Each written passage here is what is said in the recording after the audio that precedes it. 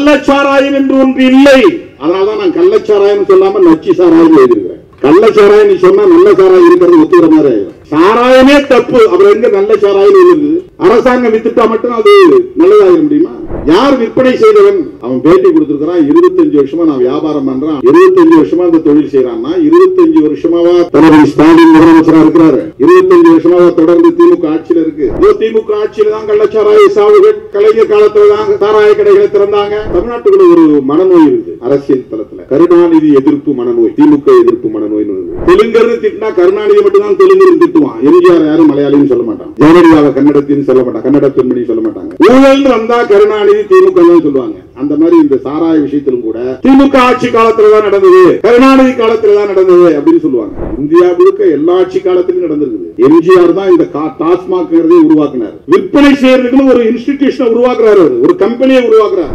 போற போக்குல இந்த ஆட்சி தான் காரணம், இந்த அரசு தான் காரணம் சொல்லிட்டு போறதுங்கிறது வந்து ஒரு டெம்பரரி பொலிட்டிக்கல் கெயின். அது இந்த சந்தர்ப்பத்தையும் பயன்படுத்தி அரசியல் செய்யறதுங்கிறது வந்து ரொம்ப அருவருப்பானது, அநாகரிகமானது. அப்படி கண்ட்ரோல் பண்ண முடியாது. இந்த சாராயம் இல்லைன்னா அவன் கள்ளச்சாராயத்தை நிறைய குடிச்சிட்டு சாவுவான். இது என்ன ஜஸ்டிபிகேஷன்? என் வீட்டுக்காரனை கண்ட்ரோல் பண்ண முடியல, அதனால நான் எல்லாத்தையும் விட்டுறேன், தம்பிலா எல்லாரும் நம்ம சேர்ந்து குடிப்போம் அப்படின்னு முடிவு எடுப்போமா? குற்றங்களை தடுக்க முடியவில்லை, போலீஸ் ஸ்டேஷன் மூடிடலாமா? குற்றங்களை தடுக்க முடியவில்லை, நீதிமன்றங்களை மூடிவிடலாமா? நம்ம கட்சியில ஒருத்தர் வந்து சேர்ந்தார். அவருக்கு என்ன பிரச்சனைன்னா போலீஸ் வந்து அடிக்கடி பிடிச்சிட்டு போயிருது. ஏன் போலீஸ் பிடிச்சிட்டு போகுது? அவர் ஏற்கனவே கள்ளச்சாராயம் காய்ச்சி வித்துக்கிட்டு இருந்திருக்காரு. இப்போ அது வேண்டாம், குடும்பம் வந்துருச்சு, பிள்ளைங்க ஆளாயிட்டாங்க, அவங்களெல்லாம் வந்து பாதுகாக்கணும் அப்படின்னு சொல்லிட்டு அதுல இருந்து தப்பிக்கிறதுக்கு முயற்சி பண்றாரு. ஆனா போலீஸ் அங்க போய் நீ ஏன் இப்ப கள்ளச்சாராயம் காய்ச்சல, ஏன் எங்களுக்கு மாமூல் கொடுக்கல, அதான் பிரச்சனை. பெரிய பிரச்சனை என்ன? பிஇடபிள்யூவும் லாண்ட் ஆர்டர் போலீஸும் அவங்கள்ட்ட போய் தகராறு பண்றாங்க. நீ ஏன் காய்ச்சாம இருக்கிற? இவ்வளவு நாளா காய்ச்சி இருந்துட்டு ஏன் காய்ச்சல? ஏன்னா அவனுக்கு அங்கங்க பாயிண்ட்ல இருந்து அவனுக்கு வந்து மாமூல் வைப்போம். உங்களுக்கு மிகப்பெரிய ஒரு வாய்ப்பு கிடைத்திருக்கிறது. காலமெல்லாம் உங்கள் பெயர் இந்த மண்ணில் போற்றப்படும், உச்சரிக்கப்படும். டாஸ்மாக் கடைகளை மூடுவது என்று துணிந்து நீங்கள் முடிவெடுக்க வேண்டும். இது ஒரு புரட்சியான முடிவாக அமையும். இந்தியாவை உங்களை திரும்பி பார்க்கும். இன்றைக்கு உங்களை போற்றி 40க்கு 40 வெற்றியை தந்த தமிழ்நாட்டு மக்கள் அடுத்தடுத்து வருகிற எல்லா தேர்தல்களிலும் உங்களுக்கு வெற்றி மாலையை சூட்டுவார்கள். நீங்கள் செய்ய வேண்டிய ஒரே ஒரு முடிவு, எடுக்க வேண்டிய ஒரே ஒரு முடிவு, டாஸ்மாக் கடைகளை மூடப்போகிறோம், அரசு மதுபான கடைகளை மூடப்போகிறோம் என்ற முடிவாக இருக்க வேண்டும். இன்றைக்கு நாடாளுமன்றம் கூடியிருக்கிறது. 18வது மக்களவை. இன்றும் நாளையும் நாளை மறுநாளும் தொடர்ந்து 3 நாட்களுக்கு அனைத்து நாடாளுமன்ற உறுப்பினர்களும் உறுதிமொழி ஏற்று பதவியேற்கிற நிகழ்வுகள் ஒருங்கிணைக்கப்பட்டுள்ளன. இந்த நாளில் இந்த ஆர்ப்பாட்டத்தை நாம் அறிவிக்கக்கூடிய அளவுக்கு ஒரு நெருக்கடிக்கு ஆளாகி இருக்கிறோம். 20ஆம் தேதி நான் கள்ளக்குறிச்சிக்கு சென்றேன். அங்கு போய் மக்களை சந்தித்த பிறகு மக்களின் கோரிக்கையாக உணர்ந்து இந்த ஆர்ப்பாட்டத்தை அறிவிக்க நேர்ந்தது. 18ஆம் தேதி இந்த கொடும் துயரம் தொடர்பான தகவல்கள் ஊடகங்களில் வெளியானது. அரசல் புரசலாக இந்த செய்திகள் வந்து கொண்டிருந்தன. 19ஆம் தேதி தான் தீவிரமடைந்தது. எதிர்கட்சிகளை சார்ந்தவர்கள் எல்லாம் உடனே களத்துக்கு போய்விட்டார்கள். ஆளுங்கட்சியின் மீது விமர்சனம் செய்வதற்கு ஒரு அரிய வாய்ப்பு என்று கருதி உடனே களத்திற்கு போனார்கள். ஏற்கனவே ஒப்புக்கொண்ட நிகழ்ச்சிகள் மற்றும் தவிர்க்க முடியாத பல காரணங்களால் நான் 20ஆம் தேதி மாலைதான் அங்கே செல்ல முடிந்தது. தோழர்கள் இங்கே அதை குறிப்பிட்டார்கள். 20ஆம் தேதி நான் கருணாபுரத்திற்கு போய் நள்ளிரவு 1 மணி வரையில் பாதிக்கப்பட்ட குடும்பத்தினரை சந்தித்தேன். 12 குடும்பங்களைத்தான் சந்திக்க முடிந்தது. இரவு அங்கேயே தங்கிவிட்டு அடுத்த நாள் காலை தொடங்கி அதே போல 21ஆம் தேதி நள்ளிரவு வரையில் கள்ளக்குறிச்சியை சுற்றியுள்ள பாதிக்கப்பட்ட கிராமங்களுக்கெல்லாம் சென்று பாதிக்கப்பட்ட மக்களை எல்லாம் சந்தித்து ஆறுதல் சொல்லிவிட்டு சென்னைக்கு திரும்பினேன். ஏறத்தாழ 57 குடும்பங்களை சந்தித்தோம். பாதிக்கப்பட்டவர்கள் அனைவரும் தலித்துகள். ஆதி திராவிடர்கள் என்று சொல்லப்படுகிறது. பாதிக்கப்பட்டவர்கள் அனைவரும் எளிய மக்கள், உழைக்கும் தொழிலாளர்கள் என்றுதான் புரிந்து கொள்ள வேண்டும். காட்டுநாயக்கர் சமூகத்தை சார்ந்த 12 குடும்பத்தினர் உயிர் பலி ஆகியிருக்கிறார்கள். வன்னியர் சமூகத்தை சார்ந்தவர்கள் 10க்கும் மேற்பட்டவர்கள் பலியாகியிருக்கிறார்கள். 15. மாதவச்சேரின்னு ஒரு கிராமம் கள்ளக்குறிச்சியிலிருந்து 30 கிலோமீட்டருக்கு அப்பால் இருக்கிறது. அந்த ஊருக்கு செல்கிற வழியிலே தேவபாண்டலம், அந்த ஊரில் ஒருவர் இறந்து போனார். அவர் ஒரு இஸ்லாமிய சகோதரர், அன்வர் பாஷா என்று ஒரு எளிய குடும்பத்தை சார்ந்தவர். அவருக்கு அடுத்த கிராமம் சேஷசமுத்திரம் என்ற ஒரு கிராமம். அங்கே 2 பேர் இறந்து விட்டார்கள். ஒரு குடும்பம் தான் அங்கே இருக்கிறது, இன்னொரு குடும்பம் யாருமே இல்லை, இறந்து போனார்கள். உறவினர்கள் வந்தார்கள், அடக்கம் செய்துவிட்டு போய்விட்டார்கள். அந்த ஊரில் யாரும் இல்லை. அந்த 2 பேருமே வன்னியர் சமூகத்தை சார்ந்தவர்கள். அந்த குடும்பத்தை, ஒரு குடும்பத்தை மட்டும் சந்தித்து ஆறுதல் சொல்லிவிட்டு திரும்பினோம். மாதவச்சேரி என்கிற கிராமத்தில் 6 பேர் உயிரிழந்திருக்கிறார்கள். 6 பேரும் வன்னியர் சமூகத்தை சார்ந்த ஏழை மக்கள். 6 பேரும். அதில் முதலில் இறந்தவர் பெயர் ஜெயமுருகன்.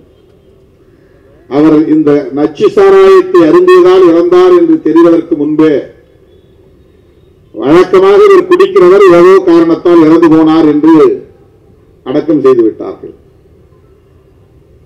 அவருக்கு அந்த 10 லட்சம் ரூபாய் இழப்பீடே கிடைக்குமா என்ற ஒரு கேள்விக்குறி. ஏனென்றால் அது பற்றிய தகவல்கள் வெளிவருவதற்கு முன்பே அவர் அடக்கம் செய்யப்பட்டு விட்ட காரணத்தினால் அந்த வழக்கு இது நச்சு சாராயத்தால் பலியானவர் என்கிற வழக்காக பதிவாகவில்லை. போஸ்ட்மார்ட்டம் செய்யப்படவில்லை, பிணக்கூர் ஆய்வு செய்யப்படவில்லை. அதேபோல அந்த ஊரில் இன்னொரு இளையராஜா, அவருடைய உடலும் அப்படித்தான். இன்னொரு நாராயணசாமி, அவரும் அப்படித்தான். இன்னொருவர் கண்ணன், அவருடைய உடல் 2-3 நாட்கள் மருத்துவமனையிலே இருந்து போஸ்ட்மார்ட்டம் செய்து அடக்கம் செய்திருக்கிறார்கள். ஆனால் அதுவும் அந்த வழக்கு பட்டியலில் இடம்பெறவில்லை. ஆகவே அந்த குடும்பத்தினருக்கெல்லாம் இந்த 10 லட்சம் ரூபாய் கிடைக்குமா என்ற கேள்வி. இந்த 6 குடும்பத்தினரையும் நான் அவர்களின் இல்லம் தேடி போய் சந்தித்து ஆறுதல் சொல்லிவிட்டு வந்தேன். அதன் பிறகு மறுபடியும் கள்ளக்குறிச்சிக்கு வந்து கோட்டைமேடு பகுதியிலே பாதிக்கப்பட்டவர்கள் 2 பேர். ஒரு குடும்பம் நாடார் குடும்பம், தகவலுக்காக சொல்லுகிறேன். இன்னொரு குடும்பம் வன்னியர் குடும்பம். ஏழை எளிய குடும்பத்தை சார்ந்த உழைக்கும் தொழிலாளர்கள், மூட்டை தூக்கும் தொழிலாளர்கள், அன்றாடம் கூலி வேலைக்கு செல்லக்கூடிய எளிய மக்கள் அவர்கள். அதன் பிறகு மாமந்தூரை முடித்துக் கொண்டு கரியப்பா நகரை முடித்துக் கொண்டு பொற்பனாக்குறிச்சி என்ற ஊரிலே போய் அன்றைக்கு இரவு முடிக்கிறோம். 21ஆம் தேதி காலை 10 மணிக்கு நான் கருணாபுரத்து ஆதிதிராவிடர் தெருவுக்குள்ளே நுழைந்தேன். 3:30 மணிக்குத்தான் வெளியே வந்தேன்.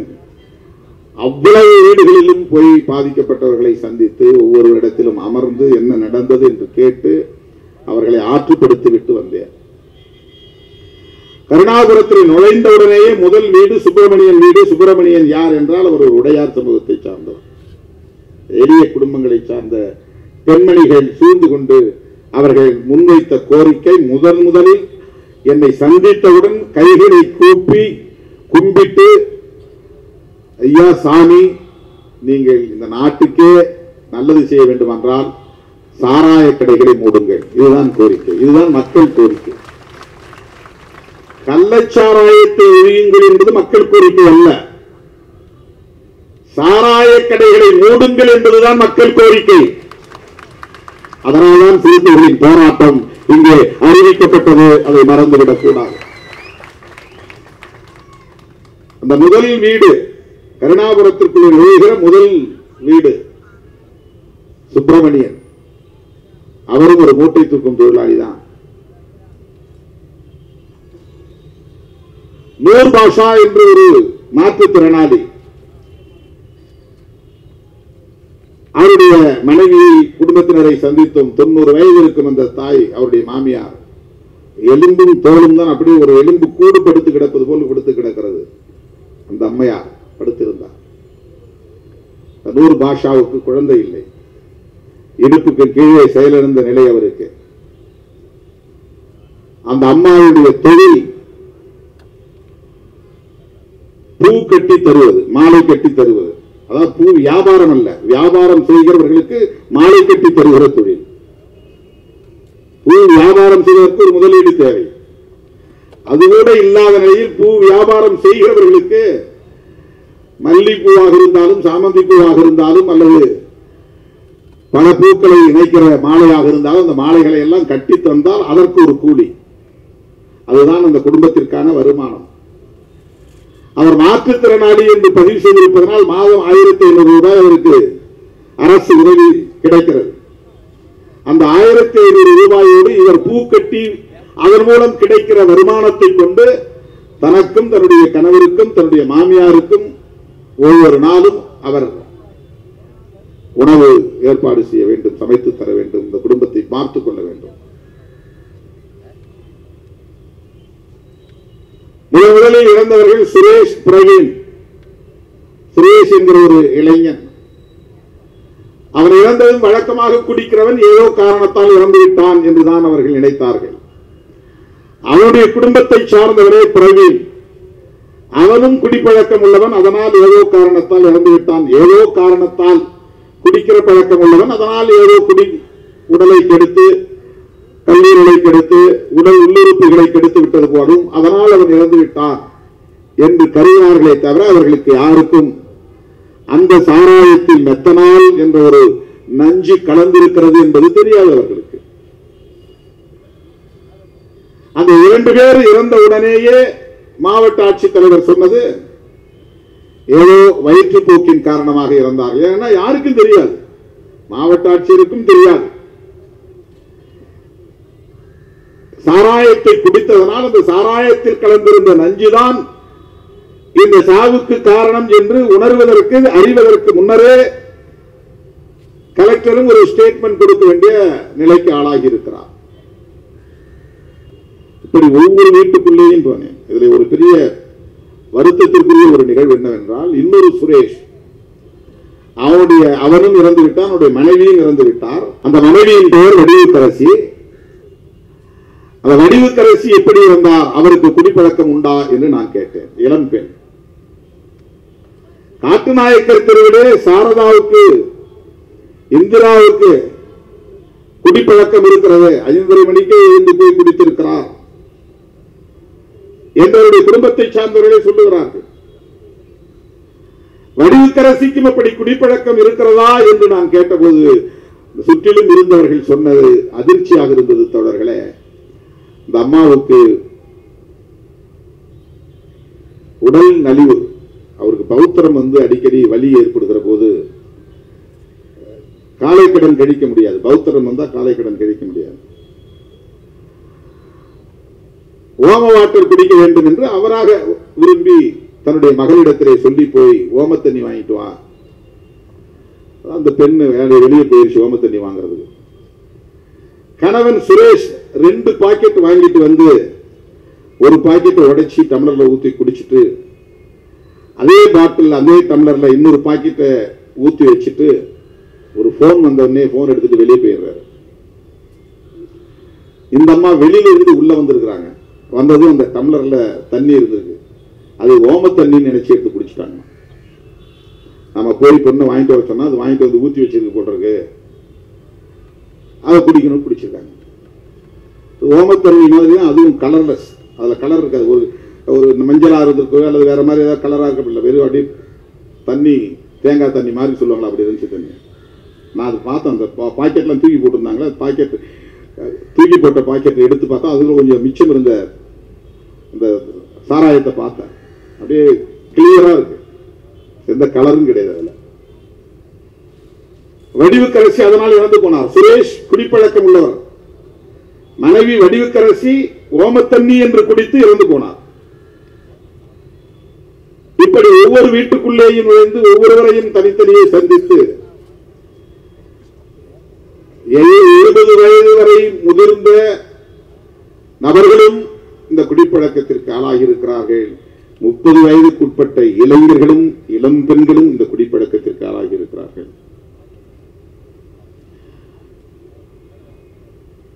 தெரு தெருவாக நடந்து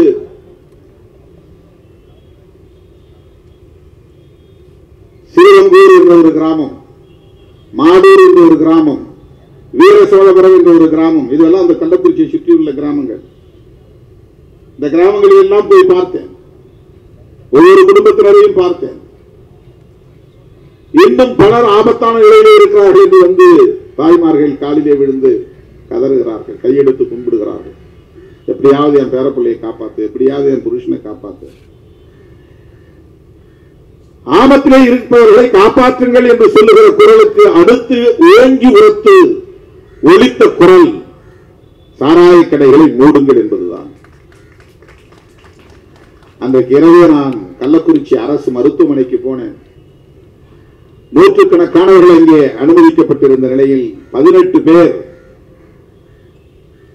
வெண்டிலேட்டர் பொருத்தப்பட்டு செயற்கை சுவாசத்தில் கிடத்தப்பட்டிருந்தார்கள். ஐசியூல இருந்தாங்க, தீவிர சிகிச்சை பிரிவில் இருந்தார்கள். 18 பேரையும் தனித்தனியாக பார்த்தேன். அதில் தலித்துகளும் உண்டு, தலித் அல்லாதவர்களும் உண்டு,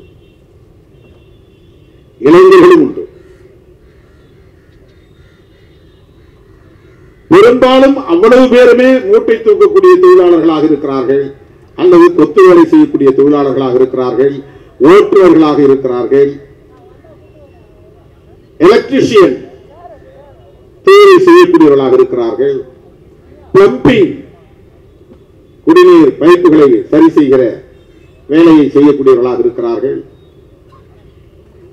ஒரு நாளைக்கு 200 ரூபாயிலிருந்து 600 ரூபாய் வரையில் சம்பாதிக்கக்கூடிய வேலைகள். ஏன் இப்படி இவர்கள் குடிக்கிறார்கள் என்று கேட்பதற்கு அவர்கள் சொன்ன காரணம், 60 ரூபாய்க்கு இது கிடைக்குது, ஒரு பாக்கெட் 60 ரூபாய். எவ்வளவு ஒரு பாக்கெட், எவ்வளவு அளவு இருக்கும்? 200 மில்லி இருக்கும். வாங்கிட்டு வந்து வீட்டில் வச்சுட்டு சாயந்தரம் குடிக்கிறவங்க இருக்கிறாங்க, இரவு குடிக்கிறவங்க இருக்கிறாங்க, அடுத்த நாள் குடிக்கிறவங்க இருக்கிறாங்க. எத்தனை மணிக்கு இந்த வியாபாரம் தொடங்குகிறது? அதிகாலை 4:30 மணிக்கே தொடங்குகிறது. இந்த வியாபாரம் அதிகாலை 4:30 மணிக்கு பிரம்ம முகூர்த்தத்திலே தொடங்குகிறது. 5 மணிக்கு இப்படி போய் குடிக்கிறாங்க. எழுந்து முகம் கழுவணும், தண்ணி எடுத்து வாய் கொப்பளிக்கணும், அப்புறம் ஒரு டம்ளர் தண்ணி குடிக்கணும். இதுதான் வழக்கமா நாம செய்யக்கூடிய வேலை. ஆனால் அவர்கள் எழுந்து வாய் கொப்பளிப்பதே சாராயத்தில் தான் கொப்பளிக்கிறார்கள். அப்படி மூளையை கடிச்சு வாயில கொப்பிடிச்சு ஊத்திட்டு மிச்சத்தை குடிச்சிடறது. சாராயம்னு கேட்கறதுல மூளை கடிச்சா இருக்கா அப்படின்னு தான் கேட்கறாங்க. மூளை கடிச்சா கிடைக்குமா? மூளை கடிச்சான்னா அந்த பாக்கெட்ல 2 பக்கம் மூளை இருக்கும் இல்லையா, மேல பிடிச்சு கட்டிடுறாங்க. இந்த பக்கம் ஒரு கார்னர், இந்த பக்கம் ஒரு கார்னர். ஏதாவது ஒரு மூளையை கடிச்சிட்டு அப்படியே பிடிச்சிருது சார், அவ்வளவுதான். மிச்சம் இருந்தா கூட தூக்கி போட்டு போயிருது. இதெல்லாம் அந்த 2 நாள் நான் களத்திலே நின்று மக்களை சந்தித்த போது கிடைத்த தகவல்கள். யார் விற்பனை செய்தவன்? கண்ணுக்குட்டி. அவன் பேர் கோவிந்தராஜ், அவன் பட்ட பெயர் கண்ணுக்குட்டி. அவன் பேட்டி கொடுத்திருக்கிறான், 25 வருஷமா நான் வியாபாரம் பண்றேன், ஆனா நான் சாராயம் குடிச்சதில்லைன்றான். அவன் எவ்வளவு பெரிய ஆள் பாருங்க, அவன் எவ்வளவு பெரிய கெட்டிக்காரன் பாருங்க. 25 வருஷமா இந்த தொழில் செய்யறான்னா, 25 வருஷமாவா தமிழ்நாடு முதலமைச்சர் தளபதி ஸ்டாலின் முதலமைச்சரா இருக்கிறாரு? 25 வருஷமா இந்த வியாபாரம் நடக்குது அங்க. 25 வருஷமாக தொடர்ந்து திமுக ஆட்சியில் இருக்கு. அதல்ல, அதுக்கு பிறகு ஒரு தகவல் கிடைக்குது. என்ன தகவல் கிடைக்குதுன்னா, மாதவச்சேரிக்கு போன பிறகு ஒரு தகவல் கிடைக்குது. மாதவச்சேரியில இறந்து போனவங்க எல்லாம் கருணாபுரம் போய் குடிச்சிட்டு வந்தாங்களான்னு நான் கேட்டேன். இல்ல சார், இங்கே விற்கிறாங்க சார், சுடுகாட்டில் விட்டுக்கிட்டு இருக்குது, இப்ப விட்டுக்கிட்டு இருக்குதுன்றான். இங்க யாரு கொண்டாந்து விற்கிறாங்க? இங்க ஒரு சின்ன துறைன்னு ஒரு ஆள் இருக்கிறான். அவன் யார்? சேஷசமுத்திரம். அவனை போலீஸ் கைது பண்ணிட்டாங்க. அவன் தலிதா? இல்லை, அவன் வன்னியர் சமுதாயத்தை சேர்ந்தவன் தான். அவன் தான் இங்க முக்கியமான சப்ளையரை. அவன் இருந்து தான் கண்ணுக்குட்டி வாங்கிட்டு போறான். சின்னதுரையிட்ட போய் கண்ணுக்குட்டி வாங்கிட்டு வந்து கருணாபுரத்தில் விற்கிறான். மாதவச்சேரியிலேயே கிடைக்கிறது. அந்நிய சமுதாயத்தை சார்ந்த மக்கள் பெரும்பான்மையாக வசிக்கக்கூடிய அந்த கிராமத்தில் பட்டப்பகலில் விற்பனையாகிறது. பல கிராமங்களை சார்ந்தவர்கள் வந்து அங்கே வாங்கி கொண்டு போகிறார்கள். ரீட்டைல் சேல்ஸ் வேற, மொத்தமா வாங்கிட்டு போய் அங்க தனியா சில்லறை விற்பனை. அவன் இப்ப கண்ணுக்குட்டின்னா அது 60 ரூபாய்க்கு வாங்கிட்டு வந்துருக்க மாட்டான். சின்னதுரையிட்ட வாங்கும்போது அவன் 50 ரூபாய்க்கு 55 ரூபாய்க்கு வாங்கிடுவான் ஒரு பாக்கெட். இவன் வந்து இங்க 60 ரூபாய்க்கு விற்கிறான். இப்ப சின்னதுரைக்கு யார் கொடுத்தாங்கிறது முக்கியமானது. அவனே அதை தயாரிச்சானா? அப்ப அவன் வந்து இந்த சாராயத்துல மெத்தனால் கலந்துருக்கானா? அந்த மெத்தனால் எங்கிருந்து வந்துச்சு? மெத்தனால் எல்லாராலையும் வாங்க முடியாது. முக்கியமான கெமிக்கல்ஸ் எல்லாம் வந்து ட்ரக்ஸ், இந்த மருந்து, இதெல்லாம் எல்லாராலையும் வாங்க முடியாது. அதுக்கு நிறைய கெடுபிடி இருக்கு, சட்டங்கள், நிறைய கெடுபிடியான சட்டங்கள் இருக்கு, எல்லாராலையும் வாங்க முடியாது. சில முக்கியமான மருந்தெல்லாம் மெடிக்கல்ல போனா உங்களுக்கு கொடுக்க மாட்டாங்க. ஆல்கஹால் மிக்ஸ்டு மெடிசின்ஸ் நிறைய இருக்கு. இன்ஜெக்ஷன் வந்து மெடிக்கல் பர்பஸ் போற இன்ஜெக்ஷனே வந்து ட்ரக்ஸ் தான். அதுக்கு நிறைய பேர் அடிக்ட் ஆகிறவங்க இருக்காங்க. பெத்தடின்னு ஒரு ஊசி இருக்குது, அதை நீ போய் கேட்டா மெடிக்கல்ல கொடுக்க மாட்டாங்க. அனஸ்தாட்டிக்ஸ், இந்த மயக்க மருந்து ஊசி, மயக்க ஊசி போடுற மருத்துவர்கள்லாம் இருக்காங்க இல்லையா, அவங்க பயன்படுத்துற அந்த இன்ஜெக்ஷன்லாம் நீங்க யாரும் கேட்டு வாங்க முடியாது. கரெக்டா முதுகு தண்டுல போடுவாங்க, உனக்கு மயக்கம் வந்துடும். 3 மணி நேரமோ 6 மணி நேரமோ உனக்கு ஆபரேஷன் பண்றதால நீ மயக்க நிலையிலே இருப்ப, உனக்கு என்ன நடந்தாலும் தெரியாது. அந்த மாதிரி மருந்தை நாம போய் பிரெஸ்கிரிப்ஷன் வாங்கிட்டு போய் கூட வாங்க முடியாது. பிரெஸ்கிரிப்ஷன் கொடுக்க மாட்டாங்க, டாக்டர் செய்தி கொடுக்க மாட்டாங்க. மெத்தனால் என்கிற அந்த நச்சு பொருள் அது வந்து ஆல்கஹால் தான். மீத்தைல் ஆல்கஹால் அப்படிங்கிறது தான் மெத்தனால் அப்படின்னு அழைக்கப்படுகிறது. எத்தில் ஆல்கஹால் அப்படிங்கிறது தான் எத்தனால் என்று அழைக்கப்படுகிறது. ஆல்கஹால் அப்படின்னா நாம தமிழ்ல சாராயம் சொல்றோம். சாராயம் சொல்றோம். 100% எத்தில் ஆல்கஹால் தான் அது எரி சாராயம், ரெக்டிஃபைட் ஸ்பிரிட் அப்படின்னு சொல்லுவாங்க ஆங்கிலத்தில், RS. அது பவுடராகவும் இருக்கும், லிக்விடாகவும் கிடைக்கும், டேங்கரா போய்கிட்டு இருக்கும்.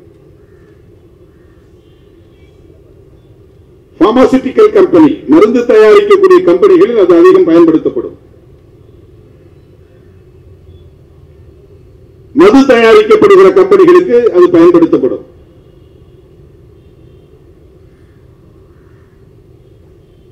இந்த மது என்பது ஏதோ புதிதாக இந்த காலகட்டத்தில் திமுக, அதிமுக வந்த பிறகுதான் அறிமுகமானது என்று இல்லை. காலம் காலமாக மனிதன் தோன்றிய காலத்திலிருந்து மதுவுக்கும் மனிதனுக்கும் நெருக்கமான தொடர்பு உண்டு. அதனால்தான் 2000 ஆண்டுகளுக்கு முன்னாலேயே வள்ளுவன், ஐயன் திருவள்ளுவன் மதுவுக்கு எதிராக ஒரு அதிகாரத்தை வைத்திருக்கிறான், கல்லுண்ணாமை. கல் அப்படிங்கிறது வேற மொழியில மது, தமிழ்ல கல்லு. அது பனங்கல்லு தென்னங்கல்லு மட்டும் இல்ல, கல் என்றாலே போதை தரக்கூடிய ஒரு பொருள் என்று பொருள். கல்லுன்னா வெறும் கல்லு மட்டும் குறிக்கிறது அல்ல, கல்லு என்பது மதுவின் இன்னொரு பெயர். அது கல்லுண்ணாமை என்பது மது அருந்தாமை. வெவ்வேறு முயற்சிகளை ஏற்படுத்தி வெவ்வேறு வடிவங்களில் போதைக்கான பொருளை அப்பவே மனுஷன் தேடி இருக்கிறான். வெறும் கல்லு குடிச்சா போதெல்லாம் ஏறாது. அந்த கல்லுல வந்து ஊமத்தை காய போட்டு தேய்ப்பாங்க உள்ள, ஊமத்தை சாரும் சேர்ந்தாதான் கல்லு போதை வரும். கல்லு வெறும் கல்லு குடிச்சா போதை ஏறாது. அது வந்து ஒரு புளிச்ச நீராகாரத்தை குடிச்ச மாதிரி இருக்கு. அது ஒரு மரத்துல நிறைய கல்லு கிடைக்காது. லிட்டர் லிட்டரா லட்சக்கணக்கான லிட்டர் தேவைப்படக்கூடிய இடத்துல நீங்க மரத்திலையும் தென்னை மரத்திலையும் கல் இறக்கி எப்படி நீங்க சப்ளை பண்ண முடியும்? பத்தாது. அந்த காலத்திலேயே கல்லு போதை தரக்கூடிய பொருளாக பயன்படுத்தப்பட்டு இருக்கிறது. இந்த போதையை தருவதற்கு என்னென்ன பொருளை சேர்க்க முடியுமோ கள்ளச்சாராயம் காய்ச்சக்கூடியவர்கள் அவங்க ஒரு பொருளை போட்டு ஊறல், அதுக்கு பேரு ஊறல்னு பேரு, ஊற வைப்பான். பெரிய பெரிய டேங்கர்ல போட்டு, பெரிய பேரல் இருக்கு பாருங்க, இந்த தார்லாம் வரக்கூடிய டின் இருக்கு பாருங்க, அதெல்லாம் சுத்தம் பண்ணிட்டு அதுல தான் போட்டு ஊற வைப்பான். அதுல பன்னீட்டையும் கலக்குறான். போதை தர்றதுக்கு ஊரல் தயாரிப்பதில் பன்னீட்டையும் கலக்குறான். பேட்டரி செல் கலக்கிறான். பல மரங்களுடைய நார்கள், நாவப்பட்ட, வேலம்பட்ட, பெரிய பெரிய மரங்கள்ல வந்து பட்டையை விரிச்சு அந்த பட்டையை கூட நசுக்கி உள்ள போடுவான். சாராயம் காய்ச்சறதுல அதை வந்து பல நாட்கள் ஊற வைக்கணும், மாத கணக்கில் ஊற வைக்கணும், மண்ணுக்கு அடியில் புதைச்சு வைப்பான். அப்புறம் தான் அதை காய்ச்சி அந்த ஆவி வெளியே வரும்போது அதை குளிய வச்சு தண்ணியை வடிச்சு எடுப்பான். சாராயம் காய்ச்சது ஒரு பெரிய தொழில். அது காலங்காலமாக இருந்து வருகிறது, இப்போது இல்லை. இதெல்லாம் மனுஷன் தன்னுடைய முயற்சி அப்பவே கண்டுபிடிச்சிருக்கான். எதெல்லாம் போட்டா போதை ஏறினா அவனுக்கு தெரியும். இப்ப டர்பன்டைன்ல பயன்படுத்துறாங்க, பெயிண்ட்ல அடிக்கிறாங்க பாருங்க, அந்த பெயிண்ட் எல்லாம் எடுத்து பயன்படுத்துறாங்க, அதுல இருந்து எடுத்து போதையை பிரிக்கிறாங்க. எல்லாத்துலயும் ஆல்கஹால் மிக்ஸ்ட். இந்த நீங்க பெயிண்ட் அடி வார்னிஷ் அடிக்கும் போதே ஒரு ஸ்மெல் வரும் பாருங்க, அதெல்லாம் ஆல்கஹால் மிக்ஸ்டு. இந்த ஆல்கஹாலை பிரிக்கிறது. மெயினா ஆல்கஹாலை எதுல இருந்து தயாரிக்கிறாங்கன்னா கரும்பு சாறுல இருந்து தான் தயாரிக்கிறாங்க. கரும்பு வந்து அரைக்கும் போது சர்க்கரை வெளியே வந்த பிறகு அது மொத்தமும் சர்க்கரை ஆவறதில்லை. அதுல மொலாசஸ் ஒரு பிரிவு தனியா எடுக்கிறாங்க. அதை வந்து அடிச்சு அதுல இருந்துதான் ஆல்கஹால் எடுக்கிறாங்க. சுகர் ஃபேக்டரியில வெறும் சர்க்கரை மட்டும் உற்பத்தி ஆவறதில்லை. சுகர் ஃபேக்டரி சர்க்கரை ஆலையில மிக முக்கியமான உற்பத்தியே மொலாசஸ் தான். இந்த மொலாசஸ் எதுக்காகனா ஆல்கஹால் உற்பத்தி பண்றதுதான். இந்த ஆல்கஹால் சாராயம் தயாரிக்க, மது தயாரிக்கும் பயன்படுத்தப்படுகிறது, மருந்து தயாரிப்பதற்கும் பயன்படுத்தப்படுகிறது. மெடிசின்ஸ், மாத்திரையா இருந்தாலும் சரி, இன்ஜெக்ஷன் ஊசி போடக்கூடிய மருந்தாக இருந்தாலும் சரி.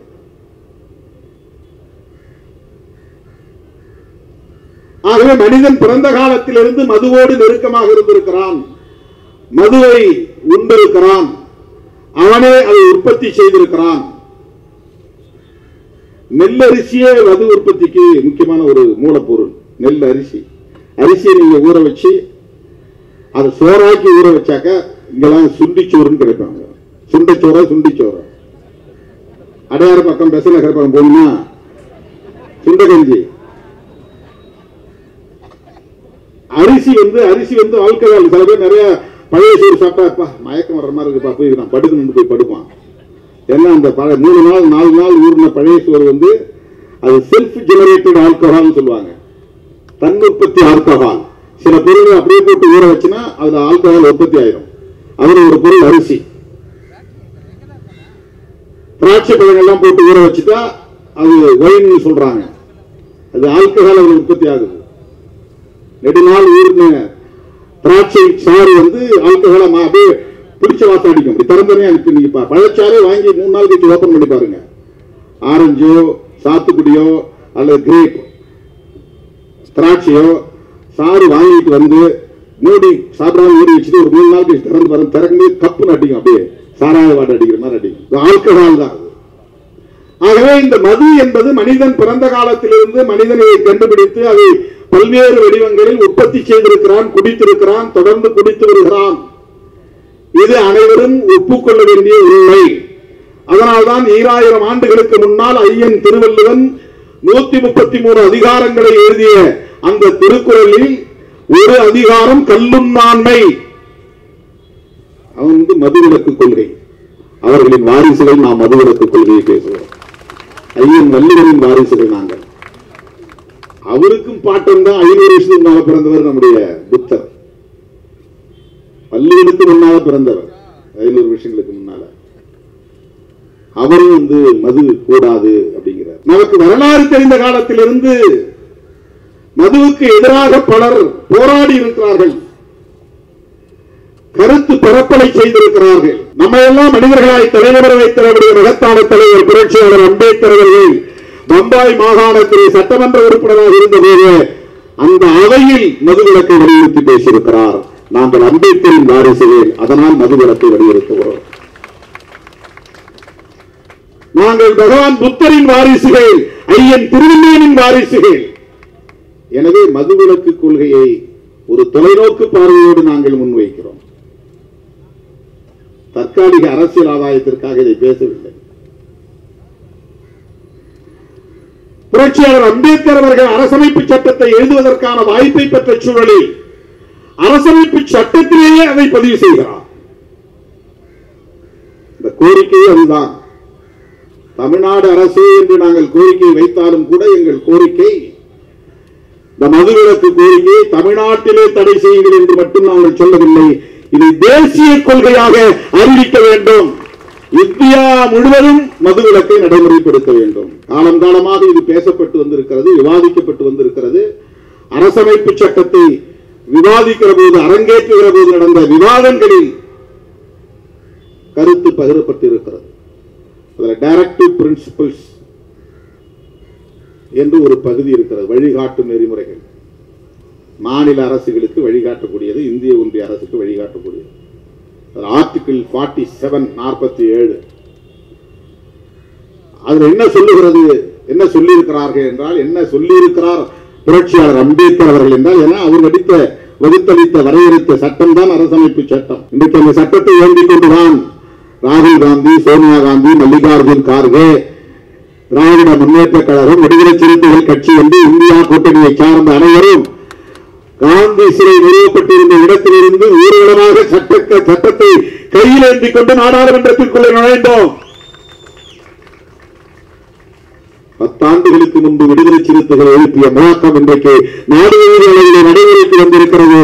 அரசமைப்பு சட்டத்தை பாதுகாப்போம். நரேந்திர மோடி பிரதமர் வேட்பாளராக அறிவிக்கப்பட்ட நாளிலிருந்து அரசமைப்பு சட்டத்திற்கு ஆபத்து என்று அடிவயிறு வலிக்க வலிக்க கத்தி கத்தி பேசி வருகிற இயக்கம் விடுதலை சிறுத்தைகள் கட்சி. டிமானிட்டைசேஷன் என்று ரூபாய் மதிப்பிழப்பு நடவடிக்கையை மேற்கொண்ட உடனேயே பாண்டிச்சேரி, புதுச்சேரியில் அரசமைப்பு சட்ட பாதுகாப்பு மாநாட்டை நடத்திய இயக்கம் விடுதலை சிறுத்தைகள் கட்சி. தமிழ்நாடு பாண்டிச்சேரி என்று மட்டுமில்லாமல் ஆந்திராவிலே மட்டும் 3-4 இடங்களிலே, குப்பம், மதனப்பள்ளி, பல்வேறு இடங்களிலே, குண்டூர் போன்ற இடங்களிலே அரசமைப்பு சட்ட பாதுகாப்பு மாநாட்டை நடத்தியிருக்கிறோம். கர்நாடகாவில் நடத்தியிருக்கிறோம், தெலுங்கானாவில் நடத்தியிருக்கிறோம். 10 ஆண்டுகளாக தொடர்ந்து இந்த அரசமைப்பு சட்டத்திற்கு ஆபத்தை எடுத்துரைத்தோம். இன்றைக்கு இந்தியா கூட்டணியே அரசமைப்பு சட்டத்தை கையில் ஏந்தி செல்லக்கூடிய ஒரு நிலை உருவாக்கி இருக்கிறது. பிரதமர் மோடி இன்றைக்கு பதவியேற்ற போது அந்த அவையிலே அவ்வளவு பேரும் எதிர்கட்சிகளை சார்ந்த அத்தனை பேரும் அரசமைப்பு சட்டத்தை உயர்த்தி பிடித்தோம். அந்த அரசமைப்பு சட்டத்தை வகுத்தளித்தவர் புரட்சியாளர் அம்பேத்கர் அவர்கள். ஆகவே நடந்து முடிந்த தேர்தல் புரட்சியாளர் அம்பேத்கரின் கொள்கைகளுக்கும் அவருடைய எதிரிகளுக்கும் இடையே நடந்த யுத்தம் தான்.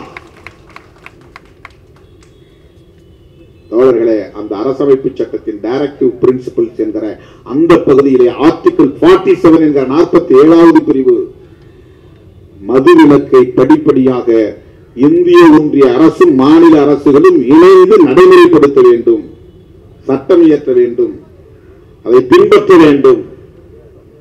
இதை சேர்த்தவர் புரட்சியாளர் அம்பேத்கர் அவர்கள். அப்போதே பலர் எழுந்து எதிர்ப்பு தெரிவித்திருக்கிறார்கள். இதெல்லாம் தனி மனித உரிமையிலே தலையிடுவது, அவன் விரும்புறவன் குடிக்கிறான், நீ ஏன் அரசாங்கம் சட்டம் போடுற, அன்னைக்கே எதிர்த்து ஒருத்தன் பேசியிருக்கிறான். எளிய மக்கள் எக்கேடு கெட்டால் என்ன என்று எண்ணக்கூடியவர்கள் எல்லா காலத்திலும் இருப்பார்கள். இன்னொரு ஆள் எழுச்சி பேசுகிறாரு, பழங்குடி மக்களால் குடிக்காகவே இருக்க முடியாது, இது பழங்குடி மக்களுக்கு எதிரான செயல், அதனால நீ மதுவிலக்கு கொள்கையெல்லாம் கூடாது.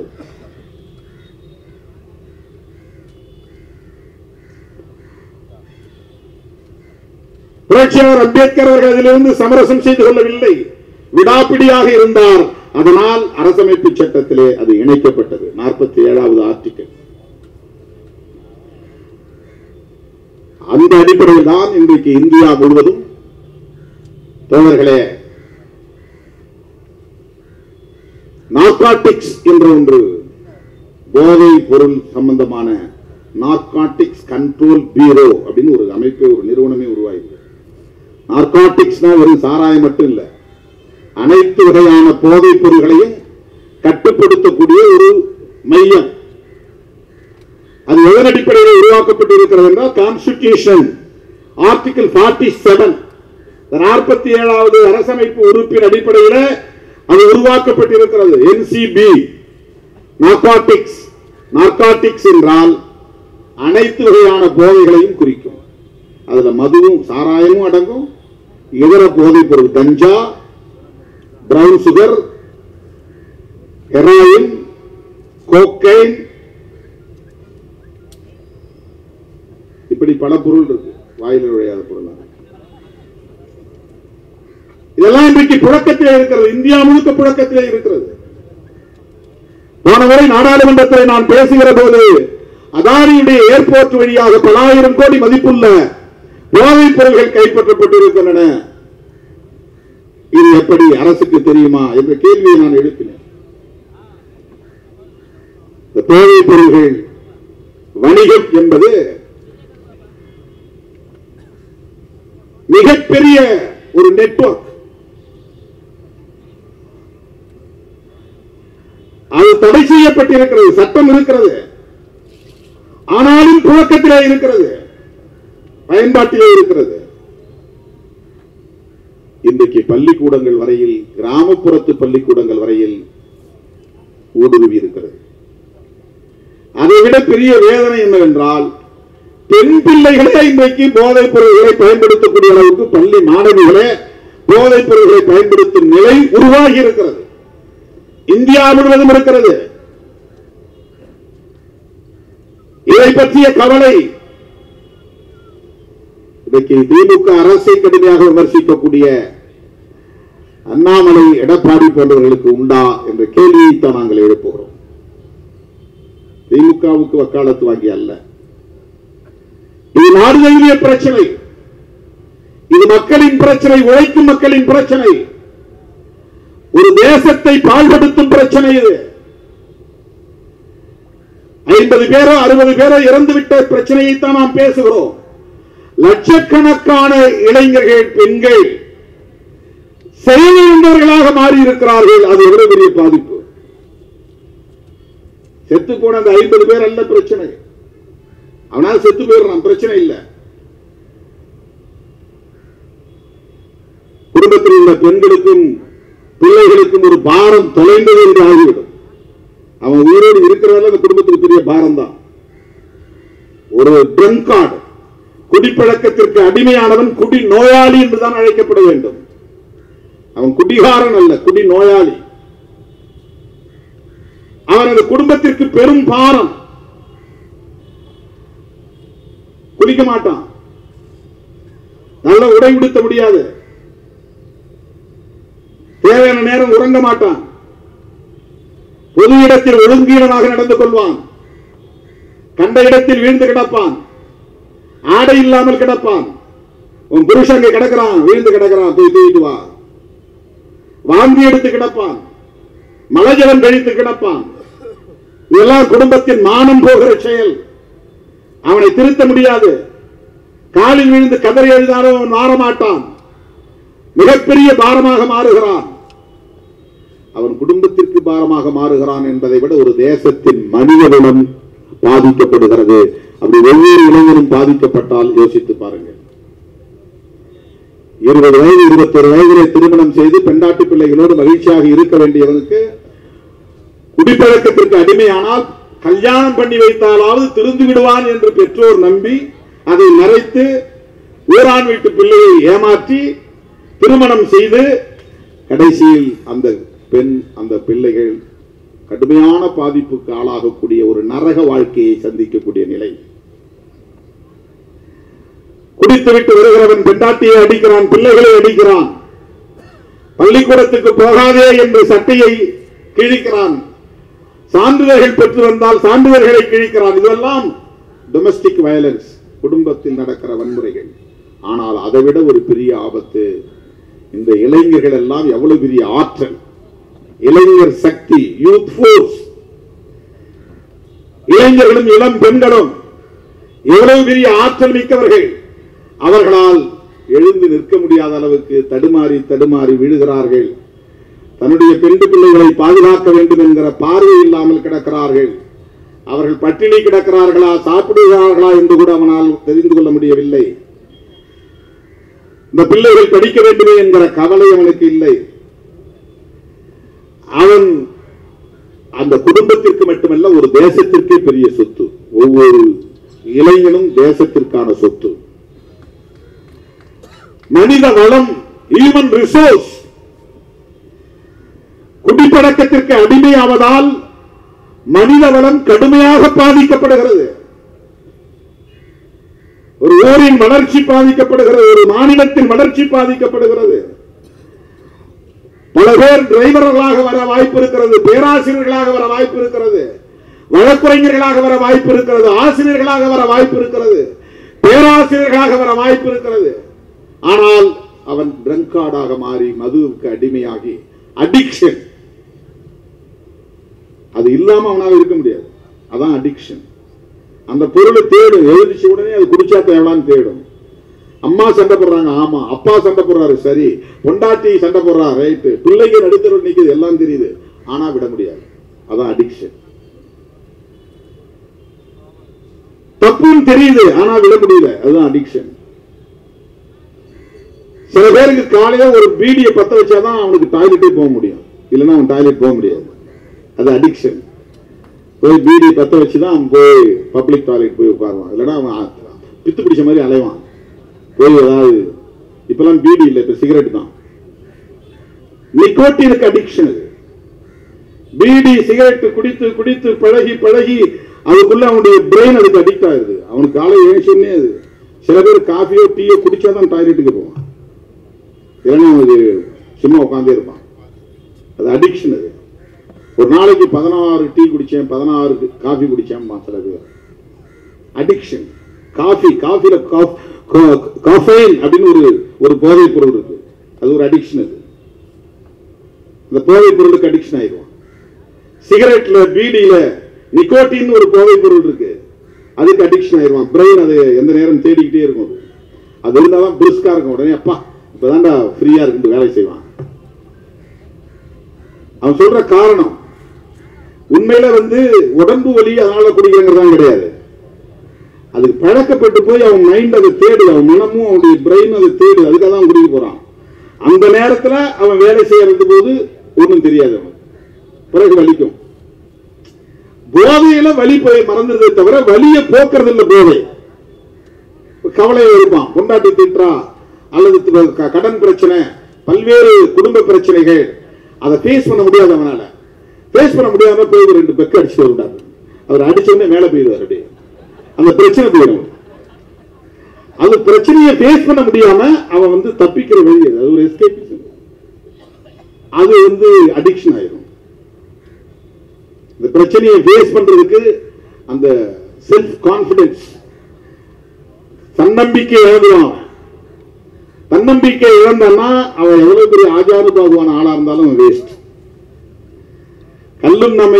கல்லுண்ணாமைங்கிற அதிகாரத்துல ஐயன் திருவள்ளுவர் முதல் குறள் என்னன்னா, நீ எவ்வளவு பெரிய பணக்காரனா இருந்தாலும், எவ்வளவு பெரிய அதிகாரம் உள்ளவனா இருந்தாலும், எவ்வளவு பெரிய பதவியில நீ இருந்தாலும், நீ குடிகாரனா இருந்தால் உன் எதிரி உன்னை கண்டு அஞ்ச மாட்டான். அதான் முதல் குறளே. உன்னுடைய எதிரி உன்னை கண்டு அஞ்ச மாட்டான். நீ குடிகாரன்னா, உனக்கு போதை பழக்கம் இருக்கு, நீ குடிகாரனா இருக்கிறன்னு சொன்னா உன்னை கண்டு உன் பகை அஞ்சாது. பகைவன் பயப்பட மாட்டான். உட்கட்படார் என்று அந்த குறள் தொடங்குகிறது. உட்கட்படார் என்றால் உன்னை கண்டு அஞ்ச மாட்டார்கள், பயப்பட மாட்டார்கள் உன் எதிரிகள். நீ குடிகாரன் என்று தெரிந்தால், குடிப்பழக்கம் உள்ளவன் என்று தெரிந்தால், பெண்டாட்டியை மதிக்க மாட்டாள். அதுதான் முக்கியமான செய்தி. பகைவன் அஞ்ச மாட்டான் என்று அப்புறம் இருக்கட்டும், வேஸ்ட் ஒரு முடிவுக்கு வந்துருவாங்க. அப்ப எங்க நீ பொது இடத்துல நின்று வேலை செய்ய முடியும்? உனக்கு எங்க அந்த ஒரு வில் பவர் வரும்? முடிஞ்சு. மனிதவள இழப்பு என்பது அதுதான்.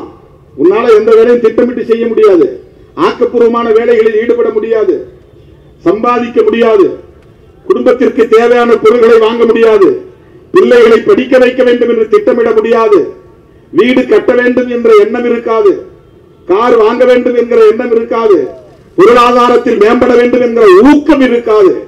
ஊக்கம் இழந்து போகும். உடம்புல எந்த உறுப்பு பாதிக்கப்பட்டாலும் ரீப்ளேஸ் பண்ணிடலாம். கை போச்சுன்னா கை வச்சிடலாம், ஹார்ட் போச்சுன்னா ஹார்ட் வச்சிடலாம், லிவர் போச்சுன்னா கொஞ்சம் லிவரை வேற இடத்துல கட் பண்ணி வச்சு அது வளர்ந்துடும்.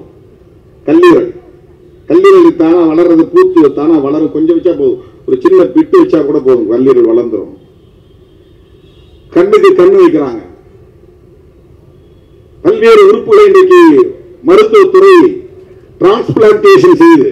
கிட்னி டிரான்ஸ்பிளான்டேஷன், லிவர் டிரான்ஸ்பிளான்டேஷன், சிறுநீரக மாற்று அறுவை சிகிச்சை, கல்லீரல் மாற்று அறுவை சிகிச்சை,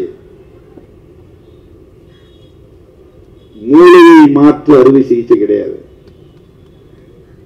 ஒருத்தர் மூளை எடுத்து இன்னொருத்தர் வச்சா அது வந்து பொருந்துமானா பொருந்தாது, இயங்குமானா இயங்காது. பிரெயின் வந்து ஒரு யூனிக் ஆர்கன், எல்லாமே யூனிக் தான். பிரெயின் வந்து ரீப்ளேஸ்மெண்ட் பண்ண முடியாது. இந்த மது பழக்கம், போதை பழக்கம், அதற்கு அடிமையாகக்கூடிய நிலை சிஎன்எஸ் என்கிற சென்ட்ரல் நர்வஸ் சிஸ்டம், அதுதான் கடுமையா தாக்கும், பாதிக்கப்பட்டோம். முதுகு தண்டு பாருங்க, அதான் சென்ட்ரல் நர்வஸ் சிஸ்டம். மூளையோட முகுலம், முகுலத்தோட முதுகு தண்டு, உனக்கு உட்கார்ற இடம் வரலாம், கடைசியா வந்து முடிவு பாருங்க, முதுகு தண்டு கடைசி எலும்பு, அது வரையிலும் எல்லா நரம்புகளும் இணைக்கப்பட்ட உடலுக்கு போகிற அத்தனை நரம்புகளும் அப்படிதான் பிரியும். முதுகு தண்டு ஆணையிடும், அனிச்சை செயல்வாங்கல்ல, மூளைக்கு போகாம சில நேரம் முதுகு தண்டு அது சபார்டினேட் சர்வீஸ் பண்ணுது. மூளைக்கே சொல்லாம இதுவே ஆணையிட்டுரும். அதுவே ஒரு மூளை தான், முதுகு தண்டுங்கிறது ஒரு மூளை தான், மூளையின் தொடர்ச்சி தான் அது. அந்த சிஸ்டத்தை போய் தாக்கக்கூடிய ஒன்றுதான் இந்த மது பழக்கம் அல்லது போதை பழக்கம். நீ எந்த மது அருந்தினாலும் சரி, கஞ்சா அடிச்சாலும் சரி, நிக்கோட்டினுக்கு, ஹெராயின், பெத்தடின் போன்ற எந்த மருந்து பொருள்களுக்கு நீ அடிமையானாலும் உன்னுடைய சென்ட்ரல் நர்வஸ் சிஸ்டம் அது அடிபட்டு போச்சுன்னா உனக்கு எல்லாமே சரி. இதனால் என்ன பெரிய பாதிப்பு?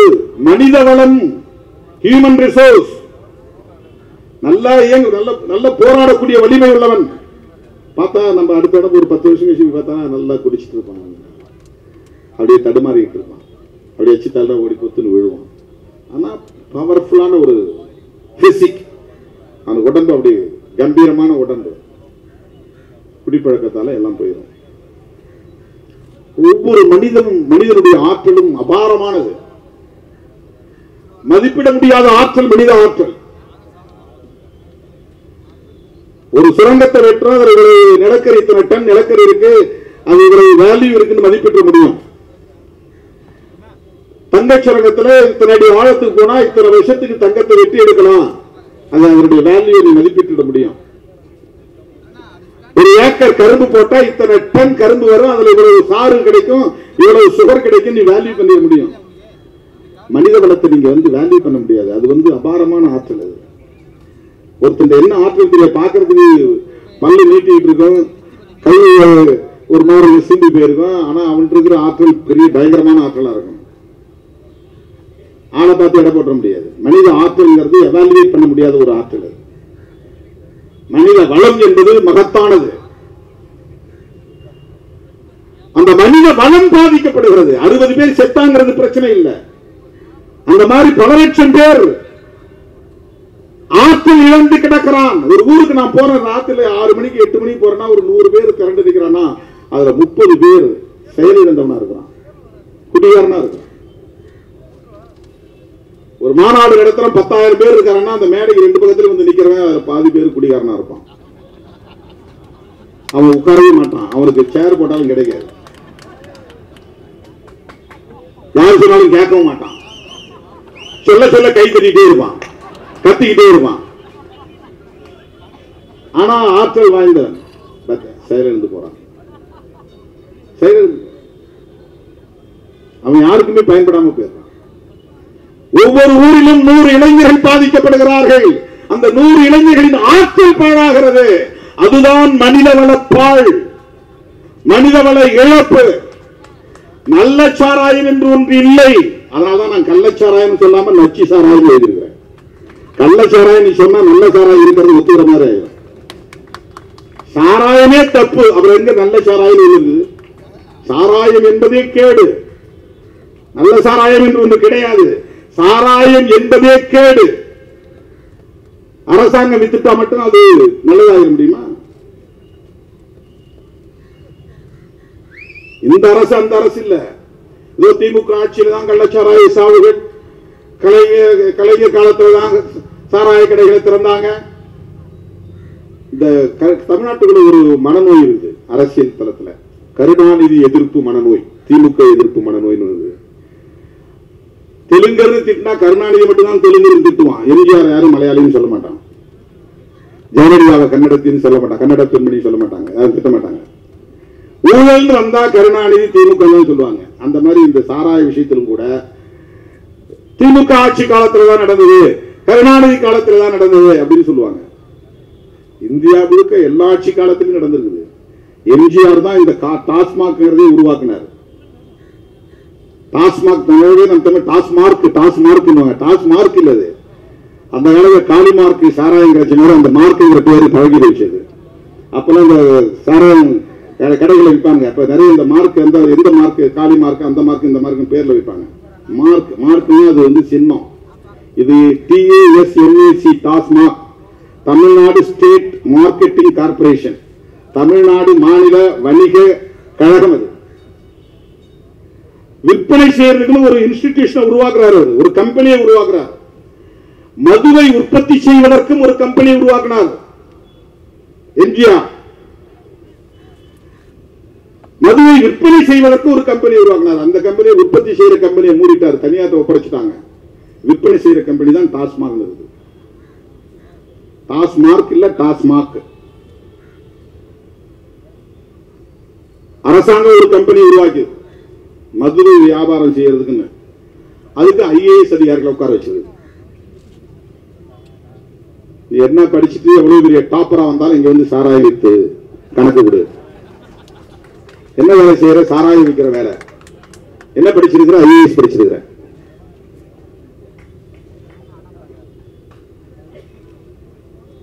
இதுக்கு நான் ஒரு ரிவ்யூ மீட்டிங் நடக்குது அகில இந்திய அளவில். இந்தியாவில் இருக்கக்கூடிய மாநிலங்களில் 4 மாநிலங்களில் மட்டும்தான் இன்னைக்கு புரோஹிபிஷன் இருக்கு. புரோஹிபிஷன் மது விலக்கு. மது விலக்குன்னா மது கூடாதுங்கிறது. குஜராத், பீகார், மிசோரம், நாகாலாந்து பெரிய மாநிலங்கள் 2. அது காந்தி பிறந்த மண்ணுங்கிறதுக்காக வச்சிருக்காங்க குஜராத். அது அவரை அவமானப்படுத்துற மாதிரி ஆயிரம். அங்கேயும் கள்ளச்சாராய சாவுகள், பீகார்லையும் கள்ளச்சாராய சாவுகள், ஆந்திராவில் கள்ளச்சாராய சாவுகள், கேரளாவில் கள்ளச்சாராய சாவுகள் எல்லா காலத்திலும் நடக்குது. கலைஞர் 71 மதுவிலக்கு சட்டத்தை தளர்த்தினார். பிறகு 74 3 நாள், 7 வருஷம் இல்ல, 84 எம்ஜிஆர் கொண்டு வந்தார். பிறகு ஒரு 3 நாள், அப்புறம் OPS காலத்தில் வந்துச்சு,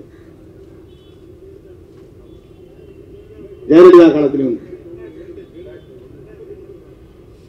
2001 2002 தொடர்ச்சியா மாறி மாறி வந்திருக்கு. இது இந்த கட்சி தான் காரணம், இந்த முதல்வர் தான் காரணம் என்று சொல்வதற்காக நான் சொல்லவில்லை.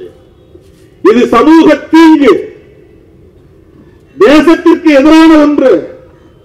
அரசாங்கமே சட்டப்பூர்வமாக இந்த பாதிப்பை அங்கீகரிக்க கூடாது என்பதுதான். இல்ல கண்ட்ரோல் பண்ண முடியாது, இந்த சாராயம் இல்லைன்னா அவன் கள்ளச்சாராயத்தை நிறைய குடிச்சிட்டு சாவுவான். இது என்ன ஜஸ்டிபிகேஷன்? என் வீட்டுக்காரனை கண்ட்ரோல் பண்ண முடியல, அதனால நான் எல்லாத்தையும் விட்டுறேன், தம்பிலா எல்லாரும் நம்ம சேர்ந்து குடிப்போம் அப்படின்னு முடிவு எடுப்போமா? வீட்டிலேயே அதை அங்கீகரிச்சிருமா? என் வீட்டுக்காரனை என்னால கண்ட்ரோல் பண்ண முடியல, அதனால நான் என் புருஷனோட சேர்ந்து நானும் குடிக்க போறேன், என் பிள்ளைகளையும் குடிக்க வைக்க போறேன், இனிமே நான் பள்ளிக்கூடத்துல அனுப்ப மாட்டேன், ஸ்கூல்ல அனுப்ப மாட்டேன். ஏன்? அவனை கண்ட்ரோல் பண்ண முடியல, அவனை திருத்த முடியல.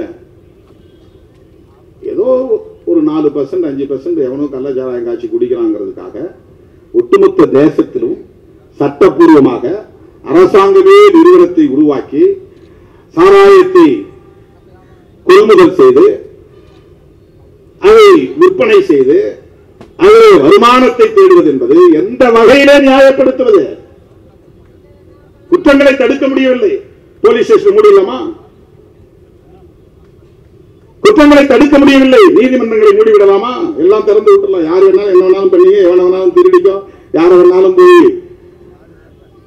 ராபரி பண்ணு, வழிப்பறி பண்ணு, கண்ட்ரோல் பண்ண முடியல. எத்தனை போலீஸ போட்டாலும் எத்தனை ஸ்டேஷனை திறந்தாலும் திருட்டு நடந்துகிட்டு தான் இருக்குது, கொள்ளை நடந்துகிட்டு தான் இருக்குது, பெண்களுக்கு எதிரான குற்றங்கள் நடந்து கொண்டே இருக்கிறது. இதை சட்டப்பூர்வமாக்கி விடலாமா? அங்கீகரித்து விட முடியுமா? குற்றங்கள் நடந்து கொண்டே இருந்தாலும் தடுப்பதற்குரிய நடவடிக்கைகளை செய்வதுதான்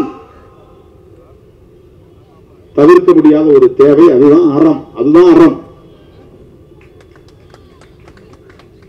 அரசாங்கமே விற்குது, அதனால ஓப்பனா கள்ளச்சாராயம் விற்கிறான்.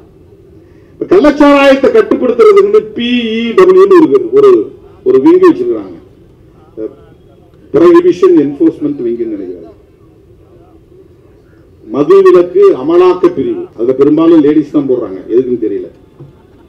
இன்ஸ்பெக்டர், டிஎஸ்பி, அதுக்கு மேல இருக்கிற அதிகாரிகள் அதெல்லாம் பெண்களை தான் போடுறாங்க. எனக்கு தொடக்க காலத்தில் கிடைச்ச ஒரு அனுபவம், 1990களில் நான் இயக்கத்தின் தலைமை பொறுப்பை ஏற்றபோது மதுரையிலே கருவனூர் என்ற ஒரு கிராமத்தில் அந்த ஊரே தீ வைத்து கொளுத்தினார்கள் சாதி வெறியர்கள். ஆனால் பிரச்சனை எங்கிருந்து தொடங்கியது என்றால், நம்ம கட்சியில் ஒருத்தர் சேர்ந்தார். அவருக்கு என்ன பிரச்சனைன்னா, போலீஸ் அடிக்கடி பிடிச்சிட்டு போயிருது. ஏன் போலீஸ் பிடிச்சிட்டு போகுது? அவர் ஏற்கனவே கள்ளச்சாராயம் காய்ச்சி வித்துக்கிட்டு இருந்திருக்காரு. இப்போ அது வேண்டாம், குடும்பம் வந்துருச்சு, பிள்ளைங்க ஆளாயிட்டாங்க, அவங்களெல்லாம் பாதுகாக்கணும் அப்படின்னு சொல்லிட்டு அதுல தப்பிக்கிறதுக்கு முயற்சி பண்றாரு. ஆனா போலீஸ் அங்க போய், நீ ஏன் இப்ப கள்ளச்சாராயம் காய்ச்சல, ஏன் எங்களுக்கு மாமூல் கொடுக்கல, அதான் பிரச்சனை. காய்ச்சாதவனை பிடிச்சிட்டு போய் கேஸ் போட்டு உள்ள தள்ளுறது. அவர் அதுல இருந்து தன்னை தற்காத்துக் கொள்வதற்காக அப்போ கட்சி கிடையாது, தேர்தல் பாதை கிடையாது, வெறும் இயக்கம் தான், விடுதலை சிறுத்தைகள் இயக்கம். இதுல அவர் சேர்றாரு. சேர்ந்ததுக்கு பிறகு அதே காவல்துறை, அந்த உள்ளூர்ல இருக்கக்கூடிய ஒரு ஆய்வாளர், அவனை நேரா வீட்டுக்கு போய் தூங்கி இருந்தவனை பிடிச்சு அடிச்சு தெருவில் தரன்னு இழுத்துட்டு போய், நீ கட்சியில சேர்ந்துட்டு அவனை விட்டுருமா, கேஸ் போடுறாங்க. போலீஸை எதிர்த்து இயக்க போராட்டம் நடந்தது. உடனே சாதி வெறியர்களோடு சேர்ந்து சாதி வெறியர்களை தூண்டிவிட்டு அன்றைக்கு அதிமுக ஆட்சி மிகப்பெரிய வன்முறையை அந்த கிராமத்தின் மீது நடத்தினார்கள். அதெல்லாம் எனக்கு ரொம்ப புதுசு, பயங்கரமான அதிர்ச்சிக்குள்ளான கருவனூர்ல அந்த ஊரே கொளுத்தினார். பெரிய பிரச்சனையே என்ன, PEW லாண்ட் ஆர்டர் போலீஸும் அவங்கள்ட்ட போய் தகராறு பண்றாங்க. நீ ஏன் காய்ச்சாம இருக்கிற, இவ்வளவு நாளா காய்ச்சி இருந்துட்டு ஏன் காய்ச்சல? ஏன்னா அவனுக்கு அங்கங்க பாயிண்ட்ல இருந்து அவனுக்கு மாமூல் போகணும், அது நின்று போகுது. இதை நான் குற்றம் சாட்டுவதற்காக சொல்லவில்லை, சமூக யதார்த்தத்தை புரிந்து கொள்ள வேண்டிய தேவை இருக்கிறது. நம்முடைய குடும்பத்தில் நம்முடைய பிள்ளையே நம்மால் கட்டுப்படுத்த முடியவில்லை என்பது உண்மைதான். மனைவி மக்களால் கணவனை கட்டுப்படுத்த முடியவில்லை என்பது உண்மைதான். கணவனோடு சேர்ந்து மனைவியின் குடிப்பழக்கத்திற்கு ஆளாகிறால் அதையே நம்மால் திருத்த முடியவில்லை என்பது உண்மைதான். எனவே ஒட்டுமொத்தமாக இது அரசுதான் பொறுப்பு, காவல்துறை தான் பொறுப்பு, ஏன் அவர்கள் கட்டுப்படுத்தவில்லை, ஏன் அவர்கள் திருத்தவில்லை என்று நாம் போட்டாம் பொதுவிலே அரசியல் ஆதாயம் தேடக்கூடிய வகையிலே குற்றம் சுமத்த விரும்பவில்லை. அது முடியாது என்பது தெரியும். ஆனால் முடியாது என்பதை காரணம் காட்டி, கள்ளச்சாராய பேர்வழிகள் ஆதிக்கம் செய்வார்கள் என்பதை காரணம் காட்டி அதை சட்டப்பூர்வமாக அங்கீகரிப்பது குற்றம், அதை ஏற்க முடியாது. அதை விடுதலை சிறுத்தைகள் கட்சி கடுமையாக எதிர்க்கிறது. இதனால எவ்வளவு பெரிய லாபம் வந்தாலும் கூடாது என்பதுதான் பேரறிஞர் அண்ணாவின் கொள்கையாக இருந்தது. அண்ணா காலத்திலேயே மதுவிலக்கை தளர்த்த வேண்டும் என்று எல்லோரும் சொன்ன காலத்தில், அவர் முதல்வராக இருந்த காலம் மிக குறைவான காலம், 67 இருந்து 69. ராஜாஜி முதல்வராக இருந்த போது 1937 இந்த நாடு விடுதலை பெறுவதற்கு முன்பே காந்தியடிகள் இதை பெரிய இயக்கமாக எடுத்த காரணத்தினால், அவர் காங்கிரஸ் கட்சியின் தலைவராகவும் இருந்த காரணத்தினால் அன்றைக்கு மதுவிலக்கு சட்டத்தை கொண்டு வந்தார். அது பல ஆண்டுகள், 20-25 ஆண்டுகள் நடைமுறையில் இருந்தது. காமராஜர் ஆட்சியில் இருந்த வரையிலும் நடைமுறையில் இருந்தது. அதன் பிறகு இந்தியா முழுவதும் மதுவிலக்கு தளர்த்தப்பட்ட நிலையிலே தமிழ்நாட்டில் மதுவிலக்கை தளர்த்த வேண்டிய தேவை உருவானது என்று காரணம் சொல்லி 71 ஆட்சிக்கு வந்த கலைஞர் மதுவிலக்கை தளர்த்தினார், சட்டத்தை திருத்தினார். ஆனால் மக்களிடத்தில் எழுந்த எதிர்ப்பால் 74 மூடினார். திறந்தவர் மூடினார் என்பதும் வரலாறு, அதையும் சேர்த்து சொல்ல வேண்டும். பிறகு 7 ஆண்டுகள் அப்படியே கிடந்த நிலையிலே 81 எம்ஜிஆர் திறந்தார். இதெல்லாம் இவர்தான் காரணம் அவர்தான் காரணம் என்பதற்காக சொல்லவில்லை. இந்த புரோஹிபிஷன் சம்பந்தமான சட்டம் எப்படி வந்தது, எப்படி மாறியது, எப்படி இது தளர்த்தப்பட்டது என்கிற வரலாற்றை சொல்லுவதற்காக நான் சொல்லுகிறேன். தோழர்களே, இன்றைக்கு தேசிய அளவில் மனிதவள இழப்பு என்பது அரசுக்கு வருகிற வருமானத்தை விட கடுமையான பாதிப்பை தருகிற இழப்பு. இப்ப சில பேர் டி அடிக்ஷன் சென்டர் உருவாக்குங்கன்றாங்க. நீ கடையை மூடிட்டு எதுக்கு டி அடிக்ஷன் சென்டர்? கடையை மூடி திறந்தோறும் குடிக்க பழகிறோம். அதுக்கு IMFL பேரு. IMFL அப்படின்னா இந்தியன் மேடு ஃபாரின் லிக்கர்.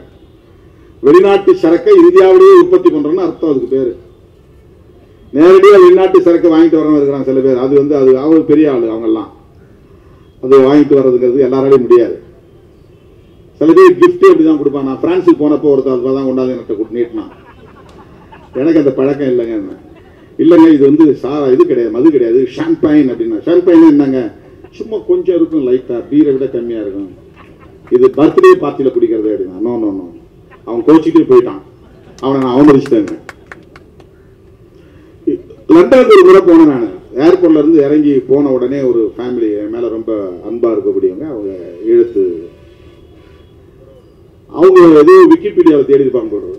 யாரோ ஒருத்தன் ஒரு இடியட் இவருக்கு நம்ம பத்தி நிறைய அவதூறு எழுதுறாங்க இல்லையா, அந்த மாதிரி ஏதோ ஒரு அவதூறு இருக்கு அதுல. அவர் நல்லா குடிக்கிறவர் அப்படின்னு. அதனால பெரிய பாட்டில் வாங்கி டேபிள் வச்சிருக்கிறாங்க. என் வாழ்நாளில் அதை நான் தொட்டது கூட கிடையாது, வேண்டாங்க.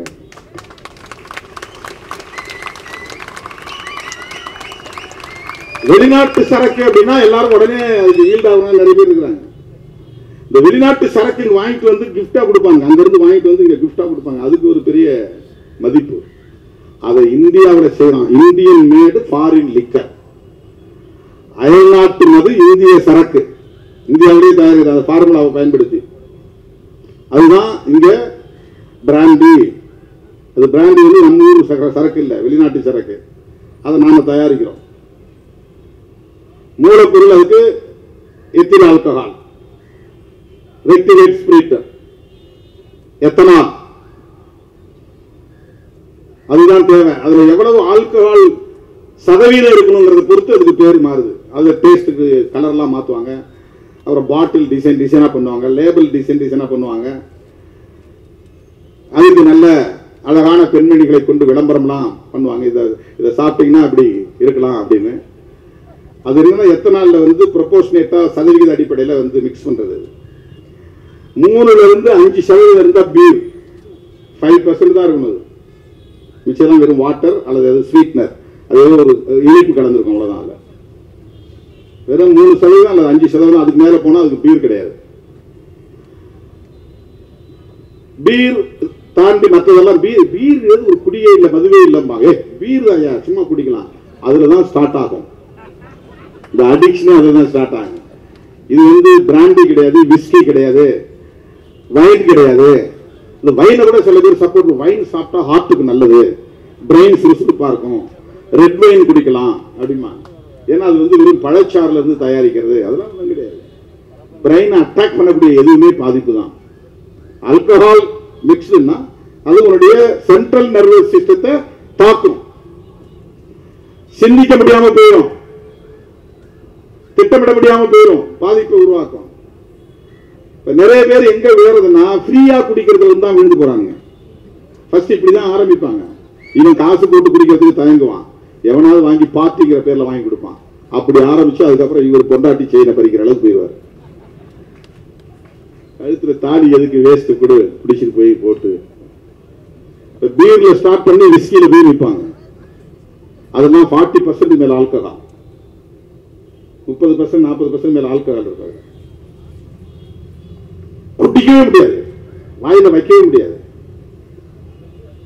அதுதான் அந்த சோடா கிடா ஊத்தி நல்ல ஊறுகாயை தொட்டுக்கிட்டு, அப்ப எவனும் சாதிலாம் பார்க்க மாட்டான். அப்ப நக்கு நக்கு நக்குவான், வாயில இருக்க நோண்டி நக்குவான், விரல விட்டு எடுத்து சப்புவானுங்க. ஊறுகாயை தொட்டுக்குவான், கறியை கடிச்சான், கடிச்சு எலும்பு வாங்கிக்குவான், கடிப்பான். அப்படியே இப்பதான் மச்சிம்பான், மாமாம்பான், மாப்பிள்ளான் அந்த நேரம் எல்லாம் அது அந்த இடம் வந்து சமத்துவம், சாராயம் வந்து சமத்துவத்தை உருவாக்குது.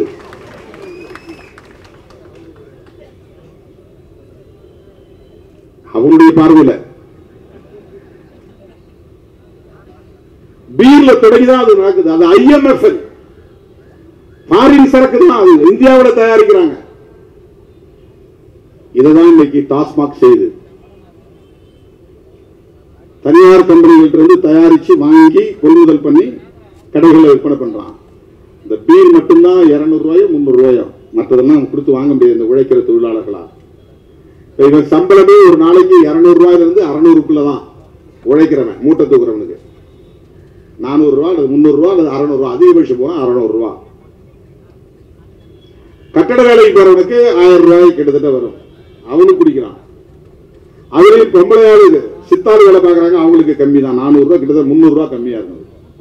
ஆண்களுக்கும் பெண்களும் ஒரே மாதிரி தான் வேலை செய்வாங்க, ஆனா பெண்களுக்கு 300 ரூபாய்க்கு கம்மியா தான் கொடுப்பான் சம்பளம். அவனுக்கு வீட்டுக்கும் காசு கொடுக்கணும், சாப்பாட்டு அரிசி வாங்கணும், பருப்பு வாங்கணும், வேற பொருள் வாங்கினா அவனுக்கு 60 ரூபாய்க்கு சாராயம் கிடைக்கும் போது எப்படி அது நாடி போகாம இருக்கும். அப்போ அவங்க தான் டார்கெட்டிங் பீப்புள். யாருக்கு? இந்த கள்ளச்சாராயம் காய்ச்சக்கூடிய கும்பலுக்கு. டாஸ்மாக் போய் 300 ரூபாய் கொடுத்து வாங்க முடியாது, 200 ரூபாய் கொடுத்து வாங்க முடியாது, விஸ்கி பிராண்டி வாங்க முடியாது. இந்த பீரை குடிச்சு குடிச்சு பழகி போய் அவனுக்கு அது இம்யூன் ஆயிரும். அப்புறம் போதைய ஒண்ணுமே இல்லையா, ஒண்ணுமே இல்லையே, வியாதி குறிச்சு பார்ப்போம், ஒண்ணுமே இல்லையே. அவனுக்கு கூடுதல் போதை தரக்கூடிய இன்னொரு பொருள் தேவைப்படுகிறது, குறைந்த விலையில் கூடுதல் போதை. அதுதான் கள்ளச்சாராயம், அதுதான் நச்சு சாராயம். அதனாலதான் போறான் அவன். கூடுதல் போதைங்கிறத ரொம்ப முக்கியமான பாயிண்ட். அதுல யாரும் சொல்ல மாட்டாங்க. நீ கடையில வாங்கக்கூடிய பொருள்ல விஸ்கி பிராண்டி போனா அது நல்ல போதை கிடைக்கும். ஆனா பீர் அப்படிங்கிற லெவல்ல கிடைக்கிற பொருள்ல போதை கிடைக்காது. ஆனா அங்கேயும் திருட்டுத்தனம் நடக்கிறது. அரசாங்கம் டாஸ்மாக் கடைகளில் விற்கக்கூடிய அந்த பாட்டிலையும் சீலை உடைச்சிட்டு அதுல வந்து கள்ளச்சாராயத்தை மிக்ஸ் பண்ணி ஃபேக் சீல் ஒட்டி விற்கிற வியாபாரம் நடக்குது. அதெல்லாம் எக்ஸ்ட்ரா. இவன் மொத்தம் இன்னைக்கு 200 பாட்டில் விற்கணும் பீர் பாட்டில்னு ஒரு கணக்கு கொடுக்குறான்னா அதை அவன் வந்து 300 பாட்டிலா 400 பாட்டிலா மாத்திடுவான். 200 பாட்டில் மட்டும்தான் கடை கணக்கு கொடுப்பான். சேல்ஸ்மேனு சூப்பர்வைசர் சேர்ந்து செய்யற வேலை. கள்ளச்சாராயம் கடைக்குள்ள போயிடும். அதை உடைச்சி பழைய பாட்டில் அவன் ரெடி பண்ணி வச்சுவாங்க. அதே மாதிரி சீல் ரெடி பண்ணி வச்சுவாங்க. இதெல்லாம் மிக்ஸ் பண்ணி 200 பாட்டில் இருக்கக்கூடிய மதுவை 400 பாட்டில் நிரப்பிடுவாங்க. தேவையானதை மிக்ஸ் பண்ணி கள்ளச்சாராயத்தை மிக்ஸ் பண்ணி இப்போ எக்ஸ்ட்ரா 200 பாட்டில் வித்தானா அந்த பணம் அவனுக்கு, அங்க இருக்கிற 4 பேருக்கு அது சேர்ந்தது. அதை தெரிஞ்சு அவனால கேட்டானா அவனுக்கு ஒரு கமிஷன் போகும். டாஸ்மாக் கடையிலேயே கள்ளச்சாராயம் விற்கப்படுகிறது. எல்லா இடத்துலயுமே அது மாதிரி இருக்கு. நீங்க ஆட்டுக்கறி தான் போய் வாங்குற இடத்துல எல்லாத்தையும் மாட்டுக்கறியும் சேர்த்து விற்கிறாங்க. அது பல பேருக்கு தெரியாது. நான் மாட்டுக்கறிலாம் சாப்பிட்ற பழக்கமே இல்லை, நான் மட்டன் தான் சாப்பிடுவேன்பா. மட்டன் கறியோட பீஃப் சேர்ந்து விற்கிறாங்க. அப்படிதான் எல்லா பொருளுமே. அப்படிதான் நல்ல சாராயத்தோட கள்ளச்சாராயம் கலந்து விற்கிறாங்க.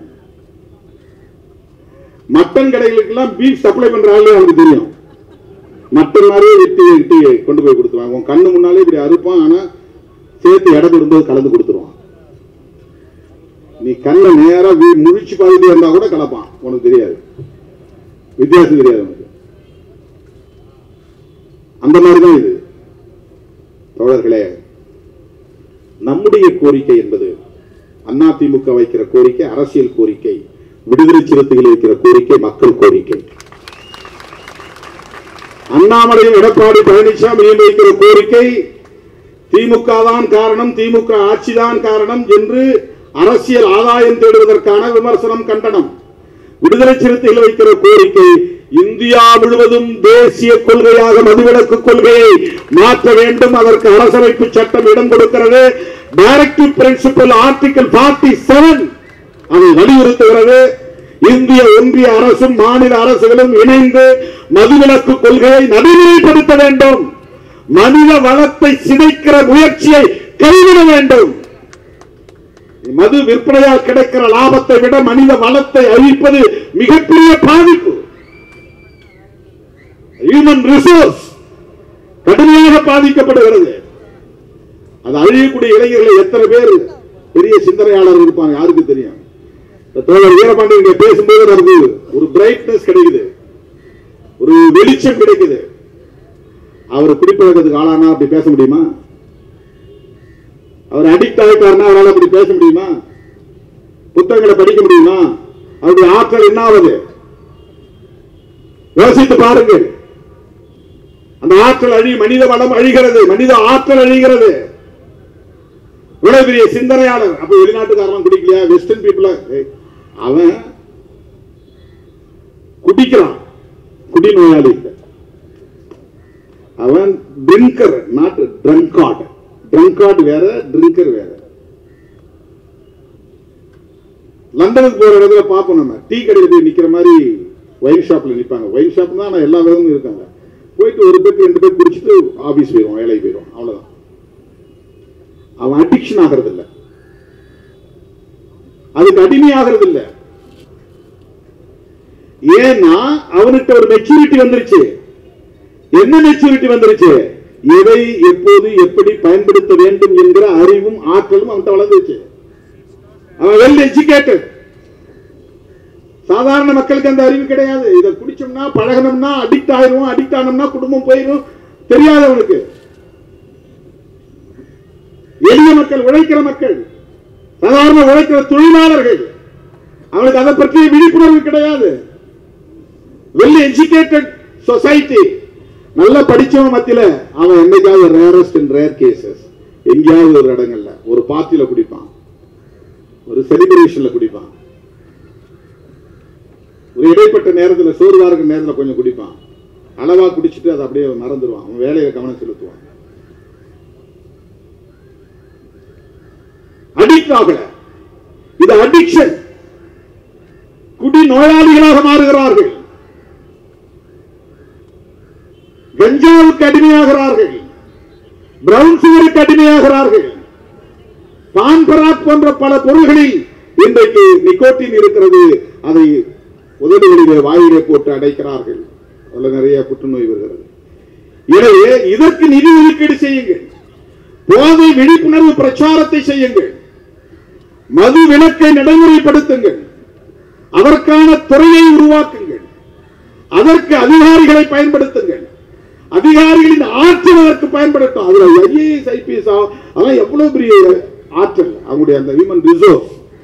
ஒரு ஐஏஎஸ் ஆபீசர்னா சாதாரண கிடையாது. எத்தனை கோடிகள் அரசு பணத்தில் செலவாக ஒரு ஐஏஎஸ் உருவாக்குறதுக்கு, ஐபிஎஸ் உருவாக்குறதுக்கு. அவங்களுடைய பிரெயின் எவ்வளவு வலிமையான மூளை, அதை எதுக்கு நாம பயன்படுத்துறோம், எதற்கு பயன்படுத்துகிறோம்? தயவு கூர்ந்து எண்ணி பார்க்க வேண்டும். இது ஒரு கட்சிக்கு எதிரான ஆர்ப்பாட்டம் அல்ல, ஒரு மாநில அரசுக்கு எதிரான ஆர்ப்பாட்டம் அல்ல, ஒரு தனி அவருக்கு எதிரான ஆர்ப்பாட்டம் அல்ல. நான் முகநூல் நேரலையில் பேசும்போது சொன்னேன், இதற்கு முதலமைச்சர் மட்டும்தான் பொறுப்பேற்க வேண்டும், ஒரு குறிப்பிட்ட கட்சி தான் பொறுப்பேற்க வேண்டும் என்று சொல்லுவது ஏற்புடையது அல்ல. இப்படிப்பட்ட இந்த அவலங்களுக்கு ஒவ்வொருவரும் பொறுப்பேற்க வேண்டும். நானும் தான் பொறுப்பு. இதை நான் இத்தனை காலம் வேடிக்கை பார்த்திருக்கிறேன், நானும் குற்றவாளிதான். இவ்வளவு நாள் கண்டும் காணாமல் இருந்திருக்கிறேன், நானும் தான் இதற்கு பொறுப்பு. எவ்வளவு நாள் இதை சகித்திருக்கிறேன், நானும் தான் குற்றவாளி.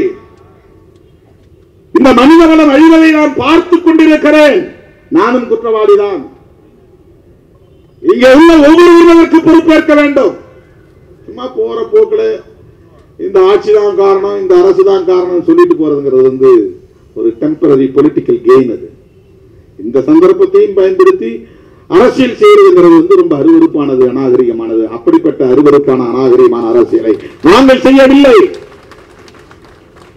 2016 ஆண்டு திராவிட முன்னேற்ற கழகம் சட்டமன்ற பொதுத் தேர்தலின் போது வெளியிட்ட தேர்தல் அறிக்கையிலே முழு மதுவிலக்குக்கு உடன்பட்ட அறிவிப்பு செய்திருக்கிறது. திமுகவுடைய கொள்கைதான் இன்றைக்கு இந்த ஆர்ப்பாட்டத்தின் கருப்பொருள், முழு மதுவிலக்கு. அவங்களுக்கு அதுல உடன்பாடு இருக்கு. அதற்கு முன்னதாக விடுதலை சிறுத்தைகள் கட்சி நடத்திய மது ஒழிப்பு விழிப்புணர்வு பிரச்சாரம் குறித்து தோழர்கள் சொன்னார்கள். சசி பெருமாள் சாவுக்கு நான் போய்விட்டு வந்தேன். வைகோ அவர்களின் ஊரிலே இருந்த டாஸ்மாக் கடையை மூட சொல்லி நடத்திய போராட்டத்தின் போது அவருடைய தாயாரும் அந்த ஆர்ப்பாட்டத்தில் கலந்து கொண்ட போது நானும் அந்த இடத்திலே இருந்தேன். மது ஒழிப்பு பிரச்சார பணியில் விடுதலை சிறுத்தைகள் மிகப்பெரிய இயக்கத்தை கடந்த காலத்தில் எடுத்திருக்கிறோம். மறுபடியும் நான் சொல்லுகிறேன், 2015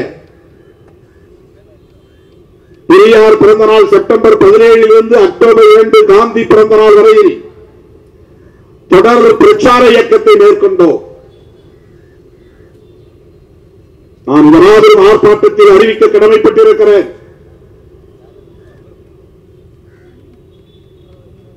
மாநில பொறுப்பாளரோடு பிறகு கலந்து செயல் திட்டத்தை அறிவிக்க விரும்புகிறேன். பகுத்தறிவு பகலவன் தந்தை பெரியாரின் பிறந்த நாள் செப்டம்பர் 17 மகளிர் மட்டும் பங்கேற்கிற மாபெரும் மகளிர் மாநாட்டை நடத்த இருக்கிறோம். மதுவிலக்கு அமல்படுத்த கோரி 5 லட்சம் பெண்களை திரட்டி மிகப்பெரும் மாநாட்டை நடத்த இருக்கிறோம். தேசிய அளவில் மதுவிலக்கு கொள்கையை நடைமுறைப்படுத்தி என்பதுதான் கோரிக்கை. இறுதியிலிருந்து அந்த போராட்டத்தை நாம் முன்னெடுக்க வேண்டும். அதற்கான களப்பணிகளை நாம் திட்டமிட வேண்டும். எப்படி 10 லட்சம் பேர் திரண்ட வெல்லும் ஜனநாயக மாநாடு நடந்ததோ அதை போன்ற ஒரு தாக்கத்தை பெண்கள் மட்டுமே பங்கேற்கிற ஒரு மாபெரும் மாநாட்டை நாம் நடத்த வேண்டும். இது பெண்களின் போர்க்குரலாக மாற வேண்டும். இது மாநில அரசுக்கு எதிராகவோ அல்லது ஆளும் கட்சிக்கு எதிராகவோ நடத்தப்படுகிற இயக்கம் அல்ல. இந்திய மனித வளத்தை பாதுகாப்பதற்கான ஒரு பொறுப்புணர்வுடன் கூடிய ஒரு நிகழ்வு. புரட்சியாளர் அம்பேத்கர் வலியுறுத்திய கோரிக்கை தந்தை பெரியார் முன்னெடுத்த போராட்டம் காந்தியடிகள் தம் வாழ்வில் மிக முக்கியமான கோரிக்கையாக முன்வைத்தது ஒன்று. ஐயன் திருவள்ளுவரின் விருப்பம். அந்த அடிப்படையிலே மாண்புமிகு முதல்வருக்கும் தமிழ்நாடு அரசுக்கும் நாங்கள் விடுக்கிற வேண்டுகோள், உங்களுக்கு மிகப்பெரிய ஒரு வாய்ப்பு கிடைத்திருக்கிறது. மிகப்பெரிய வாய்ப்பு கிடைத்திருக்கிறது. காலமெல்லாம் உங்கள் பெயர் இந்த மண்ணில் போற்றப்படும், உச்சரிக்கப்படும்.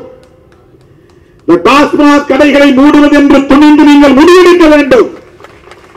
இது ஒரு புரட்சிகரமான முடிவாக அமையும். இந்தியாவை உங்களை திரும்பி பார்க்கும். தமிழ்நாட்டு மக்கள் உங்களை போற்றுவார்கள்.